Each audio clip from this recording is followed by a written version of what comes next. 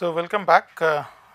During last lecture, we were talking about the pyroclastic flows, and as I told that this fragments, okay, depending on the size of the fragments, we say that okay, either it is ash or it is the lapilli or it is bomb, okay, and all are termed as the pyroclastic flow, and so just to get started with, we will see that okay, fine, this smallest size material which is coming out through the volcanic during the volcanic eruption, less than 4 mm is clay size, are termed as ash, and then we are having slightly larger which are lapilli, and the biggest one which we talk as in bombs which are greater than 32 mm.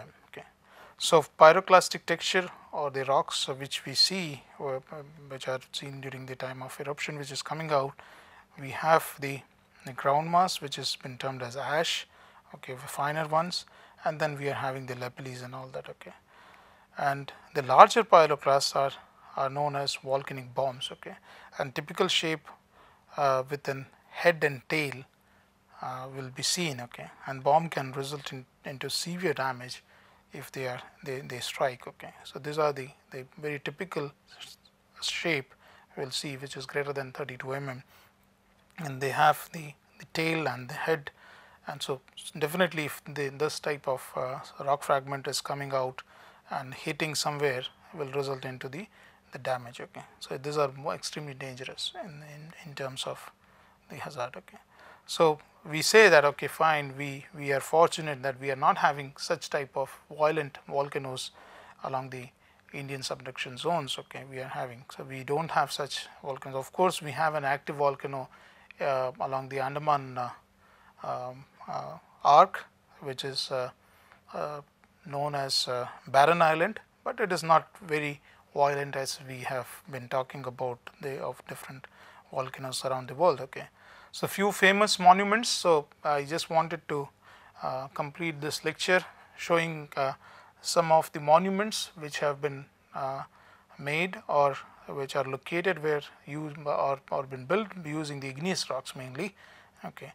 So if you look at the famous monument, this one is famous Mount Rushmore, okay, which is in US, which has been built on the granite, okay, is mostly the granite, and the structure or the form of this is batholith, okay. So this is one of the batholith comprised of granite where this famous monument has been constructed, okay. So the carving of the faces of 4 US presidents here, okay. Then we are having so you can read out this, who are those actually, okay. And then we are having Moai statues carved from basalt, okay. This is in Chile and South America, and then this is again Machu Picchu, a city of Andes Mountain, Peru, which was built in AD 1460 and 1470, and most of the structure has been comprised or built from granite. Then we are having the Thanjavur Big Temple, world's first granite temple, and then we are having pyramids, and then we are having Mahabalipuram, the granite, again the temple, most of the carving was been done using granite here, okay. So I end this here, and then I will start with the another lecture of looking at the different type of sedimentary rocks mainly, okay. So we will see that how different type of sedimentary rocks are formed, where they are formed, okay, and how to identify this type of rocks, okay, and as we have seen in terms of the igneous rocks, okay. So the sedimentary rocks is most of the very large area on the earth crust is occupied by the sedimentary rocks, okay. So where we find the sedimentary rocks is mostly in the uplands, okay, in the plain areas, that is alluvial plains, and then in the ocean, okay. And usually what we see is that the sedimentary rocks will be seen deposited in layers, okay. So we are having older layers, younger layers, and then so on, okay. So we have the marine deposits, we have what we call fluvial deposits. Okay. So, let us move ahead and see that what we are having, and then of course, we are also having the aeolian deposits, and then we can see, we can talk about that there are glacial deposits also. Okay. So, if you look at different environments where you will find the sedimentary rocks, one is the glacial environment you are having. Okay. So, you are having the glacial environment one, then here you will have the different type of environments which are on the land here. So, we can have either the lake environment, or we can say the fluvial environment, or we can say the aeolian environment. So, we are having different environments which are related to this, and then we can see most of the different type of rocks, of sedimentary rocks in different environments, and finally what we are having here is your marine environment. Okay. So, this figure, it explains that the different type of environments which are related to the fluvial system. Okay. And then you are having different type of environments, either it is shallow marine or the deeper marine environments. Okay. Or it is an estuarine environment that is related to the coastal regions, and then we are having glacial, and those are in the higher mountain ranges. Okay. At the foothill zones you will find the alluvial fans. Okay. So, you are having different environment there, and then of course, you see an desert area where we see mostly the aeolian deposits or the aeolian environment. Okay. So, sedimentary rocks mainly. So, stages of the formation of the sedimentary rocks, if you look at, then what we see is that there are different stages. So, first is the weathering. Okay. So, as we have seen that volcanic rocks comes to the surface, and of course, those rocks will be subjected to weathering either by the rain or the agency of is either the water or glacial or wind. Okay. So, they are subjected to weathering.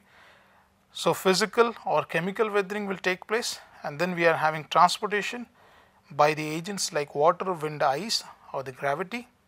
Mode of transportation is either rolling or suspension. So, either they are been draped out or rolled out on the surface, they are transported in suspension water or in form of solution. Okay. Then a deposition where it will take place on land, that is continent, in transitional zone, estuaries and deltas, or in ocean, marine deposit mainly. So, if you look at this one, what we were looking at. Okay. So, we will be able to, you will be able to understand that what we see. Okay. So, from here we are having the erosion, and then we are having transportation through this. Of course, the deposition will take place, and then we are having the deposition over here, that is in the marine environment. Okay. And then finally, we are having solidification, that what we call the lithification, cementation, and diagenesis. Diagenesis is alteration of one mineral to another mineral. Okay.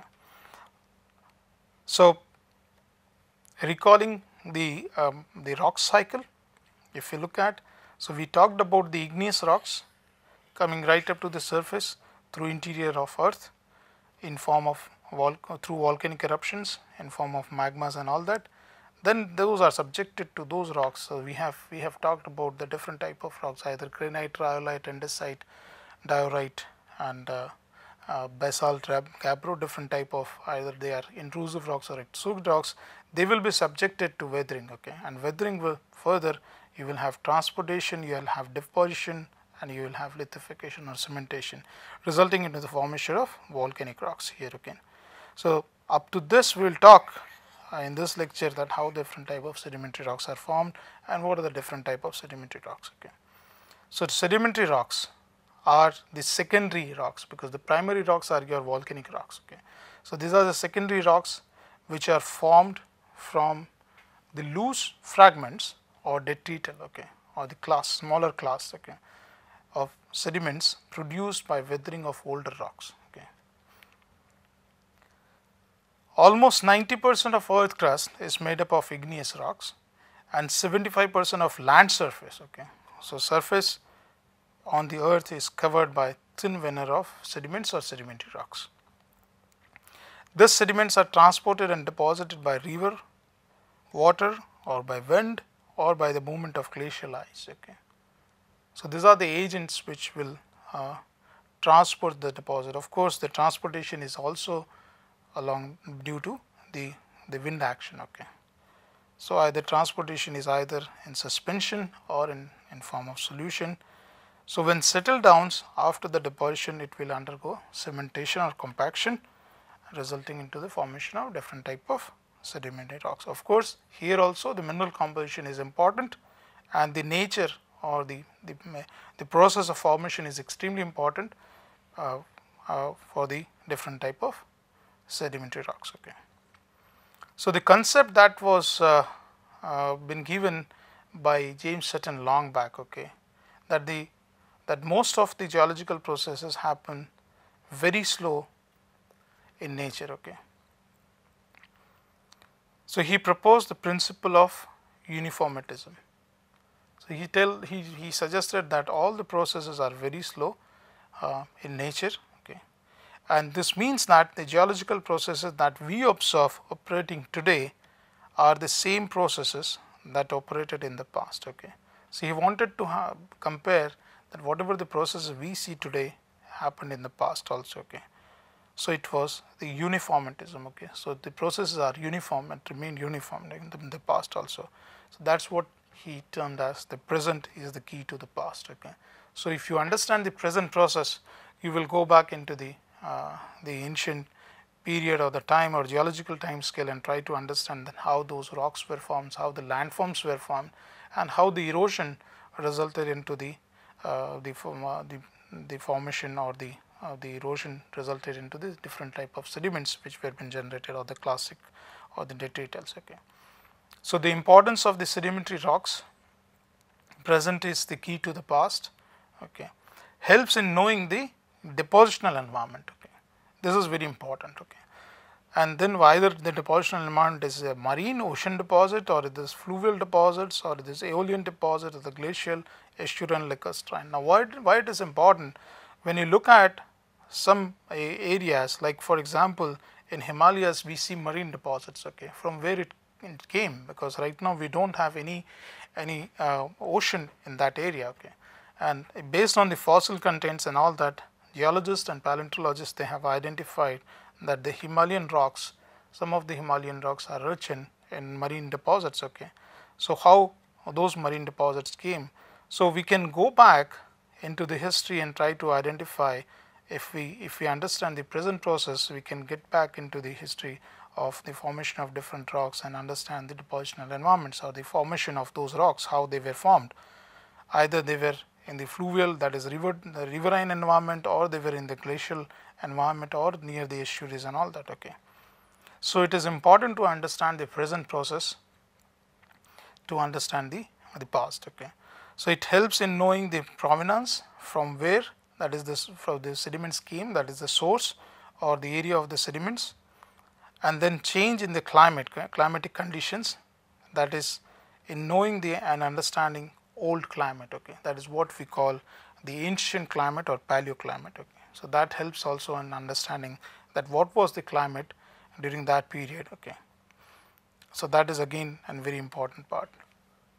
So type of sedimentary rocks, if you look at, we are having clastic, we are having in clastic we are having sandstone, conglomerates, breccias, shale and mudstone, and then we are having inorganic or organic rocks, which are evaporites or evaporitic rocks.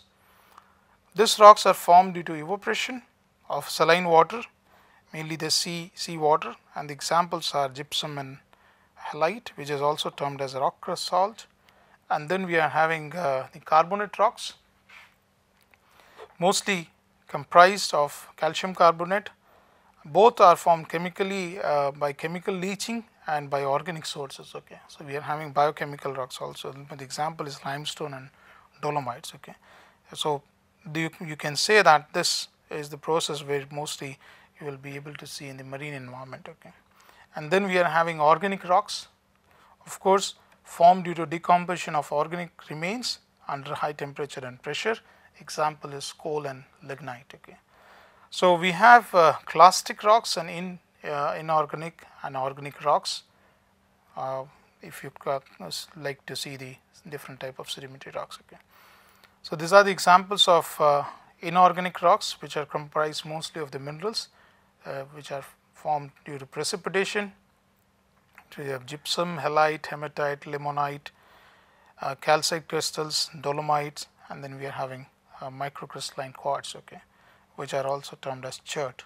So this is because of the formation of the or we can classify this as an inorganic chemically rocks formed due to chemical processes, okay. Then we are having clastic rocks, mainly will have the grains or the fragments, okay. So they are formed by the broken rock fragments, either by weathering, erosion, this we have talked about. These are the different agents by which you will have the formation of the clastic material, okay. And then solidifies, cementation, and then we say it is in clastic rock. Clastic rocks are classified on the basis of grain size, okay. So conglomerate sandstone shale, so we are having larger grain size here, then it reduces and becomes finer up to the clay size. We will see the grain size, that based on the grain size how they are been classified, okay. So if you look, then we are having the detrital rocks. So when we are having the chemical, clastic, and then we are having detrital rocks. So this where this we are talking about the chemical rocks, and then we are having the clastic rocks mainly, okay. So detrital comprise mostly of the pieces of pre-existing rocks, okay. So though you will find within those rocks you will find some fragments of the old rocks. You may have some igneous rock fragments, or maybe you can have the metamorphic rock fragments and all that.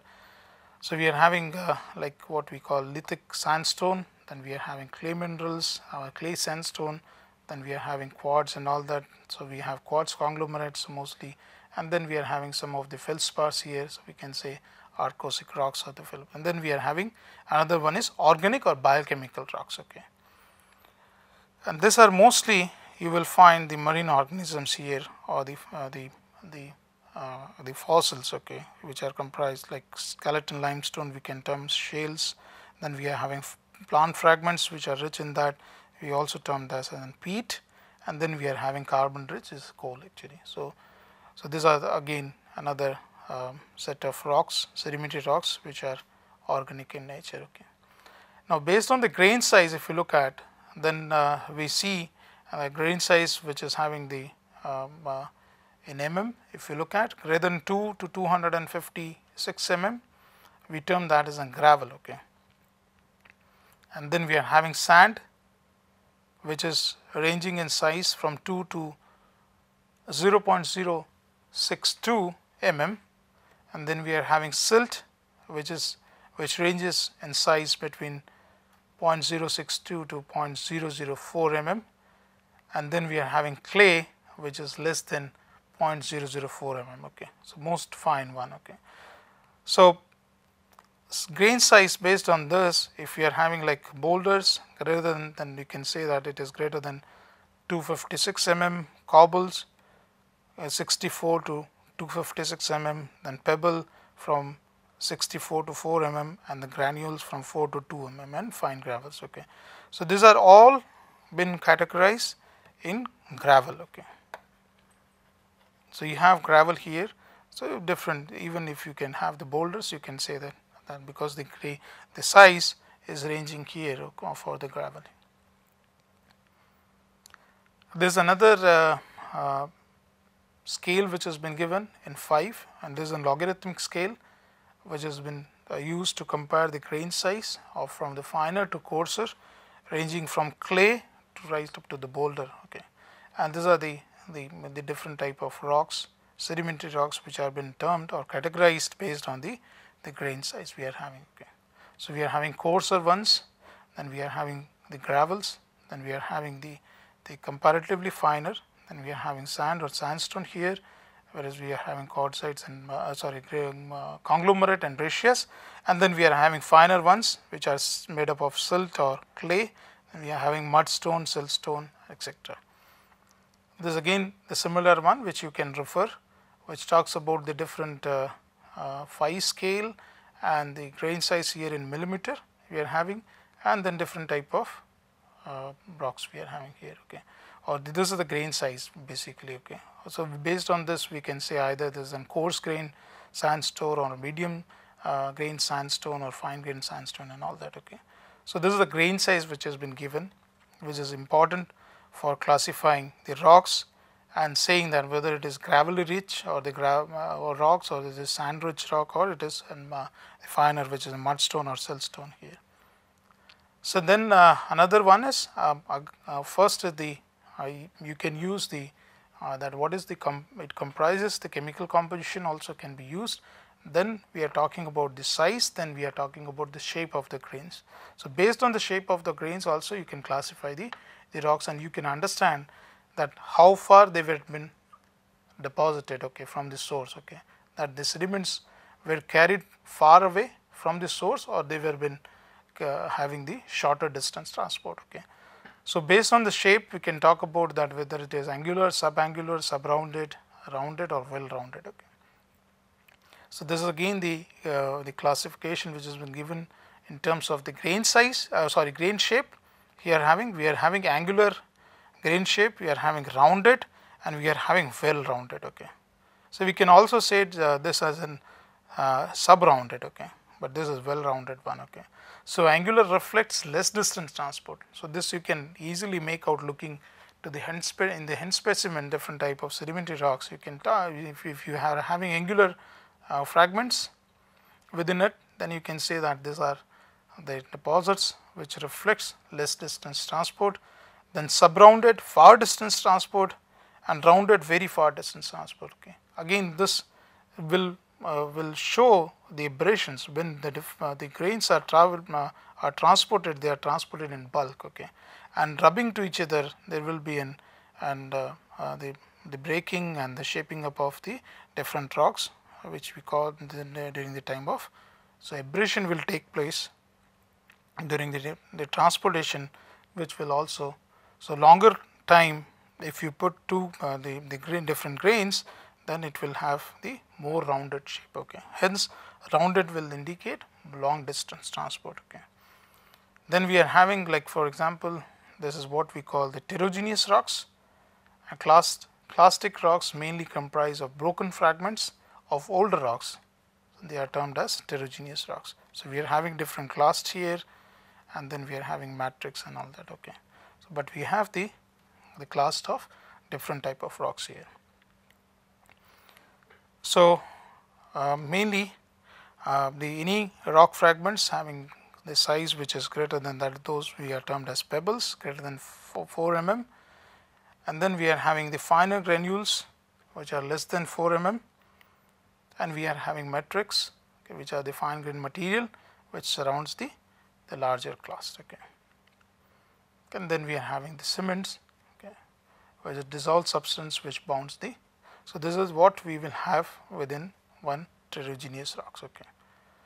Then we are having conglomerate, which is comprised of clastic fragments cemented within the ground mass. Okay. So, we will have all the pebbles and cobbles within that. You can term that as a conglomerate, and mostly the grain size or the grain shape will be rounded to sub-rounded. If you are having angular clast, okay, and which are concentrated in the ground mass, they are termed as breccias. Okay. So, they are very much similar, but the shape is different. So, these are breccias are angular in having angular fragments of different rocks, whereas these are having the rounded clast, okay, that is conglomerate.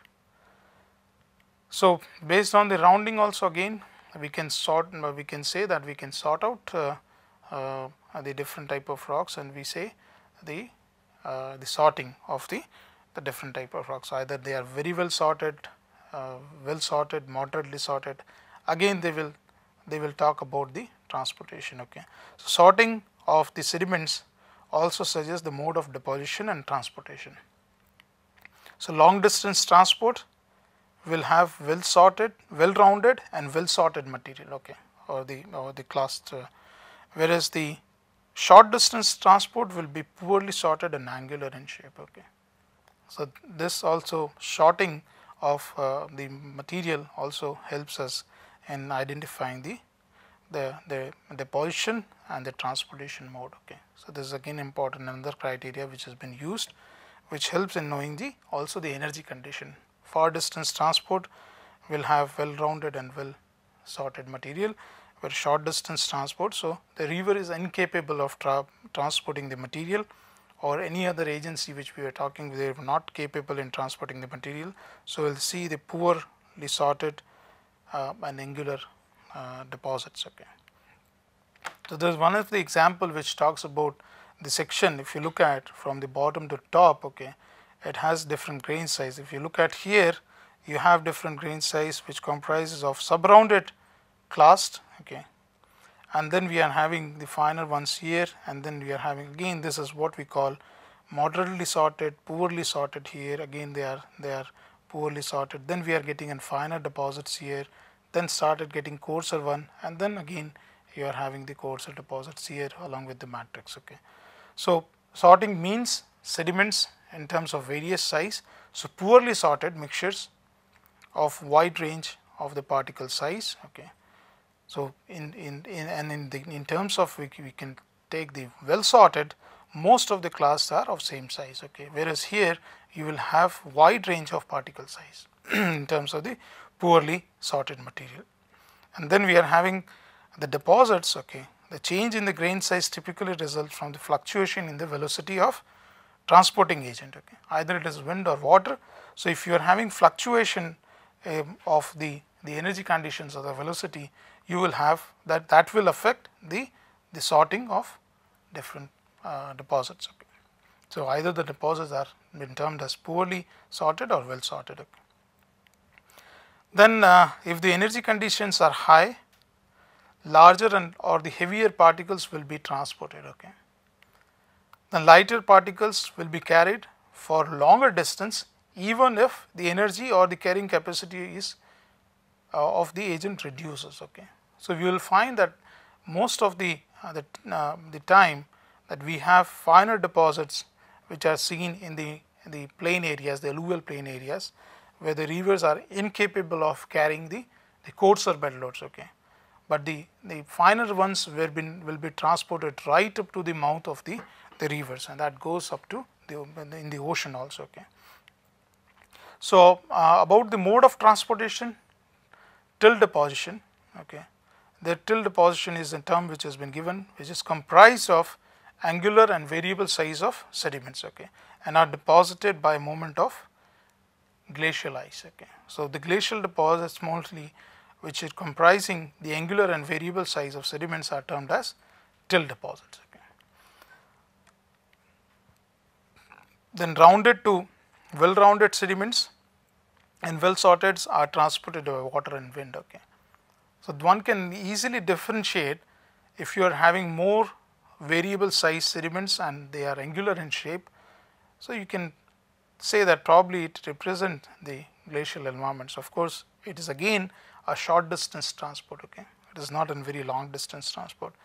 So mostly the wind and water will have the capability of transporting the sediments for longer distance. Okay. So hence we see in fluvial and aeolian deposits, we see well rounded and well sorted deposits at many places. Okay. And then different type of category or the categories of clastic rocks, mainly if you take, we term those as rudiceous rocks, which are made up of rounded to subrounded pebbles. Okay, and cobbles. So size ranges from 4 to 256 mm. Example is conglomerate.